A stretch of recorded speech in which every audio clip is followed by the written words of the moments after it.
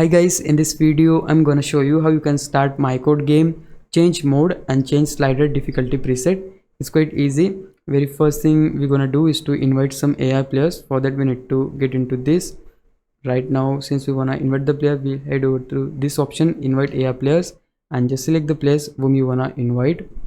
Just like this, I wanna invite this one, Williamson. Then we gonna invite Barnes. Just confirm that and get back from this.